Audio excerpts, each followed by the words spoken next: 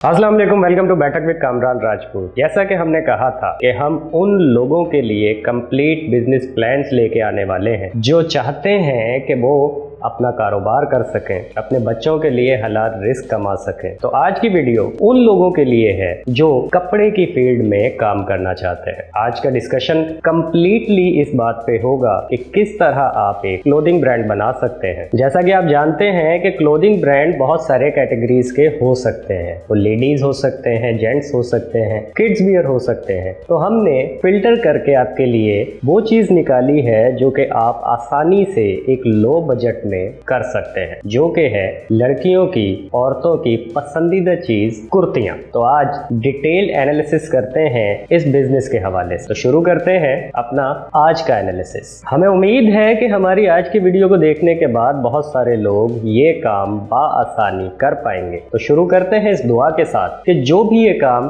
करे अल्लाह उसको बरकत दे। और हमारी खास दुआएं उन लोगों के लिए जरूर होंगी जो अपने लिए, अपने बच्चों के लिए बिजनेस करना चाहते हैं। तो मेरे दोस्तों, सबसे पहले जो चीज आपको इस काम के लिए दरकार है वो है प्रोडक्ट नॉलेज। किसी भी काम को करने के लिए सबसे मेन चीज होती है प्रोडक्ट। तो प्रोडक्ट के हवाले से अगर हम कहें तो आपको इस चीज को कैटेगराइज करना पड़ेगा कुछ चीजों के अंदर, जिसमें सबसे पहले आपको देखना है रॉ मटेरियल। रॉ मटेरियल किसी भी चीज की बेसिक बुनियाद होती है। तो आपने देखना है कि एक कुर्ती बनाने के लिए, एक कॉस्टिंग करने के लिए आपको रॉ मटेरियल की नॉलेज होनी चाहिए। तो सबसे पहले आप ये देखें कि आपका जो टारगेट है वो रॉ मटेरियल आपको कहां से मिलेगा। तो जैसा कि आप जानते हैं, अगर आपको इंटरेस्ट हो कपड़ों के कारोबार में, तो इसकी दो ही मार्केट्स कराची के अंदर मौजूद हैं और पाकिस्तान में हर जगह आपको होलसेल मार्केट्स मिल जाएंगी। कराची की स्पेसिफिकली अगर बात करें तो बहादुराबाद और सदर में आपको बाआसानी ये रॉ मटेरियल मिल सकता है। तो कॉस्टिंग करने के लिए सबसे पहले ये जानना होगा कि एक कपड़े के थान में कितनी कुर्तियां बन सकती हैं। इसके बाद आपको उसकी कॉस्ट निकालनी है। कॉस्ट को निकालने के बाद इसमें सबसे मेन चीज जो आएगी वो आएगी कि आप किस तरह की कुर्ती बनाना चाहते हैं। आप बिल्कुल सादा कुर्ती बनाना चाहते हैं तो यकीनन आपकी कॉस्ट कम आएगी। आप एम्ब्रॉयडर्ड कुर्ती बना सकते हैं या आप प्रिंटेड कुर्ती पे काम कर सकते हैं। तो एज वाइज लड़कियों की पसंद नापसंद इन्हीं चीजों पे बेस करेगी। जैसा कि आप जानते हैं कि कुर्तियां स्पेशली 12-15 साल की लड़कियों से लेके 40 साल की खवातीन तक पहनती हैं। तो आपकी टारगेट ऑडियंस भी आपके सामने है कि आपको वही चीज बनानी है जो इस कैटेगरी की औरतों को, खवातीन को पसंद आती हो। इसके अंदर आप दो तरह से काम कर सकते हैं। या तो आप रेडीमेड कुर्ती लें, उसको अपना टैग लगाएं, अच्छी सी पैकेजिंग करें और बेचना शुरू करें। लेकिन इसके अंदर यकीनन आपको प्रॉफिट कम आएगा। इसके लिए आपको 3 कैटेगरीज बनानी चाहिए। एक कैटेगरी जो कि टीनेज गर्ल्स होती हैं, स्कूल गोइंग लड़कियां होती हैं, कॉलेज गोइंग लड़कियां होती हैं, उनके लिए एक कैटेगरी 25 से 30 साल की खवातीन के लिए हो सकती है और एक कैटेगरी प्रोफेशनल खवातीन के लिए हो सकती है जो ऑफिसेज में इन कुर्तियों का इस्तेमाल करती हैं। इसके अलावा अगर हम बात करें कि ये बनेगी कैसे, जैसा कि हमने आपसे कहा कि रिटेल बिजनेस में उतना प्रॉफिट नहीं है जितना मैन्युफैक्चरिंग के अंदर है। तो अगर हम बात करें मैन्युफैक्चरिंग की, तो जैसा कि हमने आपसे कहा कि सबसे पहले आपको एक कपड़ा लेना है, उसके बाद आपको उसकी स्टिचिंग करवानी है। अगर आप एम्ब्रॉयडरी करवाना चाहते हैं तो ये एक अलग बात है, आप एम्ब्रॉयडरी करवा सकते हैं। हम बात करते हैं सिंपल कुर्ती की। तो सबसे पहले आप एक कपड़ा लेंगे और उस कपड़े को लेने के बाद आपको एक अच्छा दर्जी चाहिए। बिजनेस को स्टार्ट करने के लिए हम प्रेफर करेंगे कि आप घरेलू खवातीन जो घरों में बैठ के काम करती हैं उनको प्रेफर करें। इसकी 2 वजह है। पहली तो वो नीडी होती हैं, उनकी आपके जरिए मदद हो जाएगी। और दूसरी ये कि जो रेट वो घरेलू खवातीन आपको देंगी, घरों में काम करने वाली वो औरतें आपको देंगी, वो दर्जी कभी भी नहीं देगा। उसकी वजह ये है कि उनकी कॉस्ट कम होती है, उनकी पर्सनल कॉस्ट कुछ नहीं होती। वो घर के अंदर एक मशीन लगा के सिलाई कर रही होती हैं, जबकि दर्जी के पास स्टाफ भी होता है। स्टाफ के अलावा शॉप का रेंट भी होता है, इलेक्ट्रिसिटी का बिल भी होता है, वगैरह वगैरह। तो यकीनन वो औरत आपको जो घर में बैठ के सिलाई कर रही है बेहतर कॉस्ट दे सकेगी। प्रोडक्ट में इसके अलावा तीसरी और सबसे अहम चीज जिसके ऊपर मेजॉरिटी छोटे बिजनेसमैन फोकस नहीं करते वो है पैकेजिंग। जितनी अच्छी पैकेजिंग होगी उतना ही अच्छा सेल होने के चांसेस होंगे। हर चमकती हुई चीज सोना नहीं होती, एग्रीड, लेकिन हर चमकती हुई चीज को आंख जरूर कैच करती है। ये चीज आप भी जानते हैं, ये चीज़ हर कस्टमर जानता है। तो आपको अपनी पैकेजिंग बहुत अच्छी रखनी है, जितनी आपके बजट के अंदर अच्छी कर सकते हैं उतनी अच्छी करनी है। एक अच्छी पैकेजिंग एक बेकार प्रोडक्ट को भी सेल करवा सकती है। तो पैकेजिंग को आपने हल्का बिल्कुल भी नहीं लेना। जितनी वर्किंग आप एक प्रोडक्ट पे कर रहे हैं उसका एक अच्छा हिस्सा आपको पैकेजिंग के ऊपर लगाना है। आपकी पैकेजिंग अपीलिंग होनी चाहिए। लोग आपकी पैकेजिंग को देख के प्रोडक्ट को पसंद करेंगे, डायरेक्ट प्रोडक्ट पसंद नहीं आता। इसके लिए अगर आप खुद भी देखें, एक शॉप के ऊपर आप जहाँ फ्रूट रखे हुए होते हैं, लेकिन वहीं एक बराबर में एक अच्छा स्टॉल होता है जिसके ऊपर हर फ्रूट अलग अलग पैकेजिंग के अंदर रखा होता है। दोनों के रेट्स मेजर कर लें, दोनों की खूबसूरती मेजर कर लें, वो प्रोडक्ट आपको दिखने में भी अच्छा लग रहा होता है। भले आप लें ना लें, लेकिन आपका दिल जरूर चाहता होगा कि आप वो प्रोडक्ट खरीदें जिसकी अच्छी पैकेजिंग हो। ओके जी, आपका एक प्रोडक्ट रेडी हो चुका। ऑलमोस्ट अगर हम कॉस्टिंग की बात करें तो आपको इसके अंदर कपड़ा बहुत हद मार के 300 से 400 रुपए का पड़ा, आपको स्टिचिंग 100 रुपए की पड़ी, आपको इसके अंदर एम्ब्रॉयडरी वगैरह अगर प्रिंटिंग वगैरह भी देखें तो ऑलमोस्ट वो भी 100 रुपए के अंदर की पड़ेगी। पैकेजिंग अब अगेन कहते हैं बहुत इंपॉर्टेंट फैक्टर है। आपकी अगर आप सोचते हैं 20 रुपए की पैकेजिंग होती है तो हम रिकमेंड करेंगे उसे 100 रुपए की करें। तो 400 मैक्सिमम साइड पे भी अगर हम कपड़ा देखें, 400 का कपड़ा हो गया, 100 रुपए की स्टिचिंग हो गई, 100 रुपए की प्रिंटिंग हो गई एंड 100 रुपए की आपकी पैकेजिंग हो गई।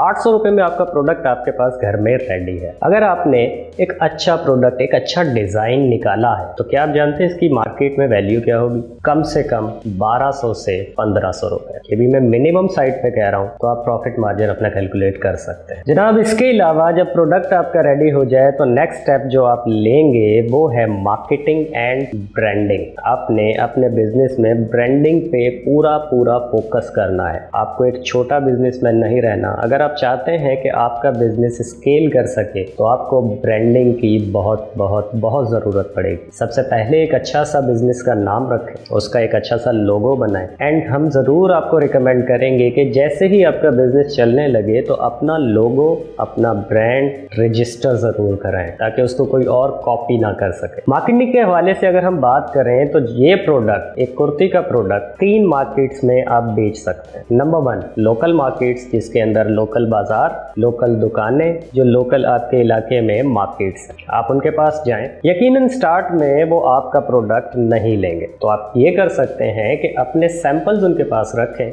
उनको कहें, आपको तो पता है कि आपका प्रोडक्ट 800 रुपए का आपको पड़ा है, उनको कहें कि मैं आपको ये 1000 रुपए का देता हूँ, आप इसको 1200 का बेचें। स्टार्ट में शायद आपसे आपका प्रोडक्ट कोई ना ले क्योंकि आप एक नया नाम होंगे। तो इसके लिए आप क्या कर सकते हैं? इसके लिए एक अच्छी स्ट्रेटेजी ये होती है कि आप उन शॉप्स पे जाएं तो उनके पास आप अपना प्रोडक्ट रखवाएं और उनसे कहें, जैसा कि आपको पता है कि आपका प्रोडक्ट ऑलमोस्ट 800 रुपए का आपको पड़ा है, तो उनसे कहें कि ये प्रोडक्ट मैं आपको 1000 रुपए का देता हूँ, बट मुझे पैसे सेल के बाद दें। अब वो प्रोडक्ट 1200 का बेचें, 1500 का बेचें, जितना प्रॉफिट आप अपने रिटेलर को देंगे उतनी ही ज़्यादा वो आपके लिए सेल्स निकालेगा। आप ये गलती बिल्कुल ना कीजिएगा कि अपना प्रॉफिट ज़्यादा रखें, रिटेलर का प्रॉफिट कम रखें। हमेशा रिटेलर का प्रॉफिट ज़्यादा रखें क्योंकि वही बंदा है जो आपको सेल्स दे सकता है। और एक अच्छा बिजनेस एवरेज पे बचाता है, ज़्यादा सेल्स पे बचाता है, ना कि ज़्यादा मार्जिन पे। तो जनाब नेक्स्ट स्टेप जो आप इसमें ले सकते हैं, नेक्स्ट जो जगह जहां आप अपनी सेल्स को कर सकते हैं वो है ऑनलाइन मार्केटिंग, ऑनलाइन प्लेटफॉर्म। आप इसके लिए एक वेबसाइट बना सकते हैं, फेसबुक का पेज बना सकते हैं। आजकल तो दुनिया इंस्टाग्राम और व्हाट्सएप पे सेल्स कर रही है। चीज़ें इतनी आसान हो चुकी हैं जिसके अंदर अब भी अगर आप सेल्स ना कर पाएं तो फिर आप पीछे रह जाएंगे। ये बहुत सिंपल सी चीज़ें हैं। अगर आपको ये भी सीखनी हो तो हमें आप कमेंट कर सकते हैं, हम इस पे भी आपको वीडियो बना देंगे। तो सेकंड स्टेप क्या हुआ?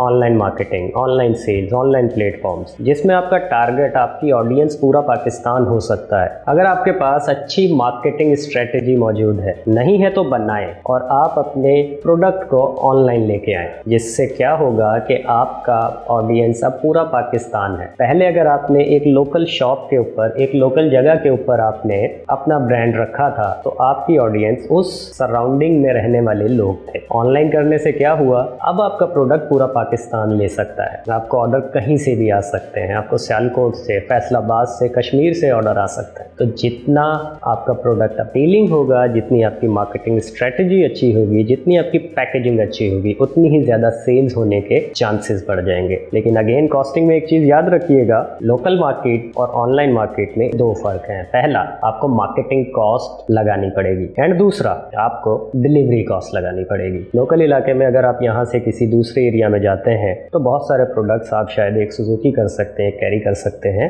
लेकिन मार्केटिंग में अगर आप ऑनलाइन मार्केटिंग करते हैं तो पर प्रोडक्ट आपको कॉस्ट मेजर करना पड़ेगी, वरना आप प्रॉफिट की जगह लॉस कर सकते हैं। And the third one, international market. आप अपने ब्रांड को इंटरनेशनली रिकॉग्नाइज कर सकते हैं अगर आप एक अच्छा ब्रांड बनाते हैं, एक अच्छा प्रोडक्ट बनाते हैं। क्या कुर्तियां इंडिया में नहीं पहनी जाती, दुबई में नहीं पहनी जाती, या कोई दूसरे कंट्रीज में नहीं पहनी जाती? कुर्ती एक ऐसा प्रोडक्ट है जो ऑलमोस्ट सारी दुनिया में ही पहनी जाती है। हमारे कमीज शलवार, ट्रेडिशनल ड्रेसेस शायद एक सराउंडिंग में महदूद हो, लेकिन कुर्ती एक ऐसा ड्रेस है जिसको आप इंटरनेशनली भी रिकॉग्नाइज कर सकते हैं। इसके लिए भी आपको एक प्रॉपर वर्किंग की जरूरत पड़ेगी, जो बहुत मुश्किल नहीं है। अच्छा जी, इसके बाद आपको जिस चीज पे सबसे ज्यादा फोकस करना है अगर आप एक लॉन्ग टर्म बिजनेस का प्लान करते हैं तो वो है टीम बिल्डिंग। टीम बिल्डिंग किसी भी बिजनेस के लिए बैकबोन है। बैकबोन रीढ़ की हड्डी का मतलब ये गिरी,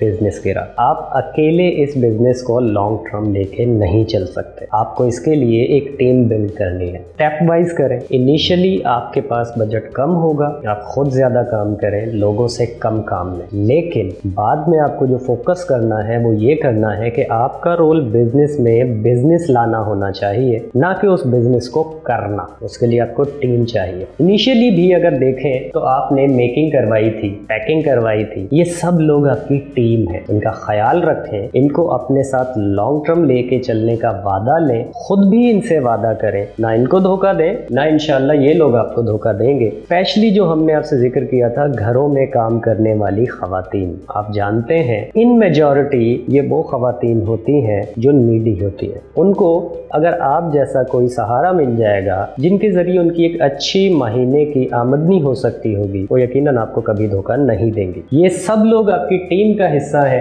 आपको इन लोगों को अपने साथ लेके चलना है, इनकी हौसला अफजाई करनी है। जब आप अपना टारगेट मीट करें, आपने खुद के साथ साथ इन लोगों को भी शाबाशी देनी है। तो जनाब, बिजनेस हो गया, सेल भी हो गया, अब ये आगे कैसे चलेगा? इसकी सबसे मेन बेसिस हम आपको बताएं तो वो है annual reporting and one more thing, monthly reporting. इसको ना भूलिएगा। हर महीने अपनी एक रिपोर्टिंग लें जिसमें दो चीजें मेन है, पहला फाइनेंस, दूसरा प्रोडक्ट। मेजॉरिटी में लोग फाइनेंस को जरूर देखते हैं, शायद कुछ लोग उसको भी नहीं देखते, तो वो तो बिल्कुल ही फारिग हो जाते हैं, लेकिन इन मेजॉरिटी लोग फाइनेंस को तो देख लेते हैं लेकिन अपने प्रोडक्ट को नहीं देखते। आपको दोनों चीजें देखनी है। मिसाल के तौर पे आपने 4 प्रोडक्ट्स बनाए, 4 प्रोडक्ट्स में से आपने देखना है कि इस मंथ में किस प्रोडक्ट की सेल कितनी थी। अगर एक प्रोडक्ट की सेल अच्छी थी तो नेक्स्ट मंथ में आपको उसका बजट इंक्रीज करना चाहिए। अगर आप देखते हैं कि एक प्रोडक्ट जो आपने बनाया था उसकी सेल कम थी, आपको उसकी वजह जरूर तलाश करनी है। प्रोडक्ट को बंद करने से या चेंज करने से पहले वजह जरूर तलाश करनी है कि वेदर इसको बंद करना जरूरी था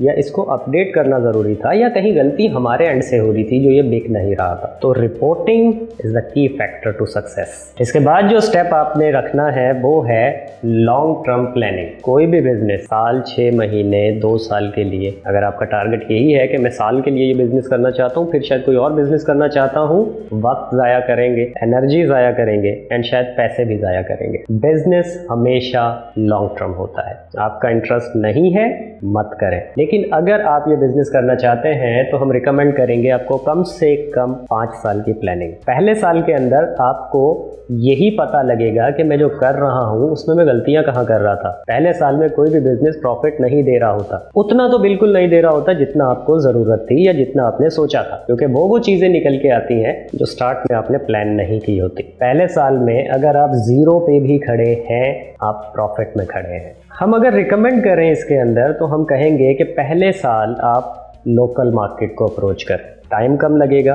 पैसा कम लगेगा, एफर्ट कम लगेगी। वहां पे अपनी बेस को बनाएं, शॉप्स पे अपनी बेस को बनाएं एंड नेक्स्ट टारगेट अगले 2 साल के लिए आपका होना चाहिए ऑनलाइन मार्केटिंग। ऑनलाइन प्लेटफॉर्म्स के ऊपर अपने प्रोडक्ट को स्केल करें और वहां पे अपना प्रोडक्ट सेल करें। जैसा हमने कहा कि तीसरी मार्केट है आपकी इंटरनेशनल मार्केट, तो आपका टारगेट होना चाहिए कि 3 से 5 साल के दरमियान मैं इस अपने प्रोडक्ट को इंटरनेशनली रिकॉग्नाइज करवाऊंगा। जब आप ये फोकस लेके चलेंगे तो इंशाल्लाह आप ये चीज कर भी लेंगे। एंड फाइनली, जैसा कि हमने आपसे कहा था कि हर बंदा एक गलती आज के दौर में स्पेशली पाकिस्तान में कर रहा होता है कि वो बिजनेस कर लेता है बट उसकी रजिस्ट्रेशन नहीं करवाता, जिससे दो नुकसान आते हैं। नंबर 1, हमारे कंट्री की इकोनॉमी पे उसका फर्क पड़ता है, वो उसका पार्ट ही नहीं बन पाती, जिसकी वजह से हमारी जीडीपी कमजोर नजर आती है। दूसरा, बिजनेस के ऊपर इसके नेगेटिव इम्पैक्ट्स आते हैं। अब सोचें कि आपने बिजनेस किया, 3 साल आपने रन किया, एक अच्छा ब्रांड आपने बनाया बट आपने रजिस्ट्रेशन नहीं करवाई थी। आपके एक दोस्त ने फ़ायदा उठाया, वही ब्रांड रजिस्टर करवाया, आप कानूनी तौर पर उसका कुछ नहीं कर सकते, उल्टा वो चाहे आपका बिजनेस बंद करवा सकता है। तो आपने ये गलती नहीं करनी। आपने बिजनेस को स्टार्ट करते ही रजिस्ट्रेशन की तरफ जाना है। आपको अपने बिजनेस को रजिस्टर करवाना है, जिस जगह भी वो रजिस्टर होता हो, चाहे वो FBR में रजिस्टर हो, चाहे SCCP की रिक्वायरमेंट हो, चाहे पार्टनरशिप आप बना रहे हो, या फिर चाहे आपको उसमें सेल्स टैक्स की ज़रूरत पड़ रही हो, जो भी डिपार्टमेंट है आपको रजिस्ट्रेशन करवानी है और ये ज़रूरी है। तो आई होप आज की वीडियो के बाद आपका ये बिजनेस करने के लिए, मुझे नहीं ख्याल कि आपको किसी और नॉलेज की ज़रूरत है। फिर भी अगर आप समझते हैं कि कोई पॉइंट हमने मिस किया है, आप हमें कमेंट कर सकते हैं एंड हम आपको उसका श्योरली जवाब देंगे। ये पॉइंट्स हैं, इनके ऊपर आप बिजनेस करें, इंशाल्लाह आप एक अच्छा बिजनेस करेंगे। और अगर आप ये बिजनेस स्टार्ट करें तो हमें बताइएगा ज़रूर। मिलेंगे नेक्स्ट वीडियो में एक नए बिजनेस के साथ, एक नई एनालिसिस के साथ। अल्लाह हाफिज़।